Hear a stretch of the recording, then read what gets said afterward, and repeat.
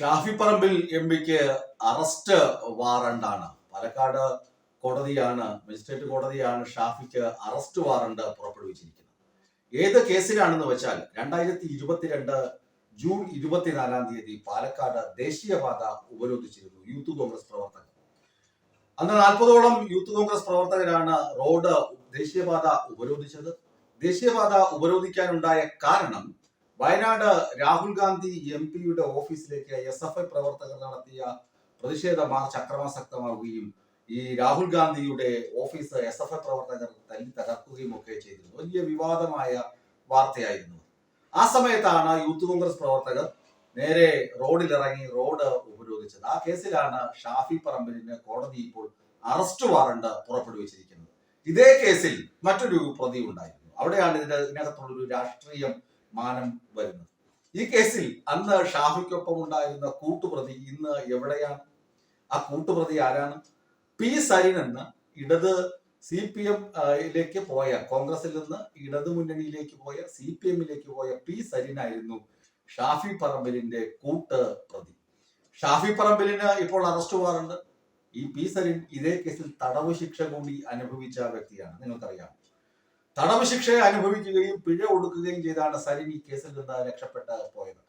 അതുപോലെ തന്നെ ഇനിയിപ്പോൾ ഷാഫി കോടതിയിൽ ഹാജരാകുകയാണെങ്കിൽ കോടതി അറസ്റ്റ് ചെയ്ത് കൊണ്ടുവരാനാണ് കോടതി ഉത്തരവിട്ടിരിക്കുന്നത്. ഷാഫി പറമ്പിലിനും ഈ കേസിൽ തടവ് ശിക്ഷ ലഭിക്കും എന്നതാണ് നിയമ വിദഗ്ധർ ചൂണ്ടിക്കാണിക്കുന്നത്. ഷാഫി പറമ്പില് രാഹുൽ മാങ്കൂട്ടത്തിലിനെ കൊണ്ടുവന്ന് വലിയ സ്റ്റാറാക്കി. രാഹുൽ മാങ്കൂട്ടത്തിൽ ജയിലിലാണ്. രാഹുൽ മാങ്കൂട്ടത്തിൽ കുരുക്കാതെ മുറുകി എപ്പോഴിറങ്ങാൻ പറ്റുമെന്ന് ഒരു നിശ്ചയവുമില്ലാതെ കിടക്കുകയാണ് ജയിലിൽ. അതുപോലെ ഷാഫിയുടെ ഉറ്റ ചങ്ങാതിയായിരുന്നു പി സരിൻ. പി സരിൻ എന്ന് തലയെ കൈവച്ച് പറഞ്ഞതാണ് രാഹുൽ മാങ്കൂട്ടത്തിലിനെ പാലക്കാടേക്ക് കൊണ്ടുവരരുതേ എന്ന്. പക്ഷെ കൊണ്ടുവന്നു, നിർത്തി. അവസാനം MLA ആയി. അവസാനം പാർട്ടി ആകെ നാണം കെടുത്തി ഇപ്പോൾ ജയിലിൽ കിടക്കുകയാണ്. പി സരിൻ അന്ന് ആ സമര കാലഘട്ടത്തിലൊക്കെ അവർക്കൊപ്പം ഉണ്ടായിരുന്നുവെങ്കിലും പാലക്കാട് ഉപതെരഞ്ഞെടുപ്പോടുകൂടിയാണ് കോൺഗ്രസുമായുള്ള ബാന്ധവം ഉപേക്ഷിച്ച് CPM-ലെത്തുകയും CPM അവരുടെ സ്ഥാനാർത്ഥിയാക്കുകയും ചെയ്യുന്നത്. പരാജയപ്പെട്ടുവെങ്കിലും സാമാന്യം തെറ്റില്ലാത്ത തരത്തിൽ പി സരിന് അവിടെ വോട്ട് നേടാൻ കഴിഞ്ഞിരുന്നു എന്നതാണ് പരമാർത്ഥം. ഷാഫി പറമ്പില് ഈ കേസിൽ, അതായത് റോഡ് ഉപരോധിക്കൽ കേസിൽ കോടതിയിൽ ഹാജരാകുന്നു. എന്ത് ശിക്ഷയായിരിക്കും ലഭിക്കുക? പി സരിന് കിട്ടിയ തടവ് ശിക്ഷയെ കുറിച്ച് ഞാൻ പറയാം. സംഭവിച്ച കാര്യമാണല്ലോ. പി സരിന് ഈ കേസിൽ 500 രൂപയായിരുന്നു പിഴ.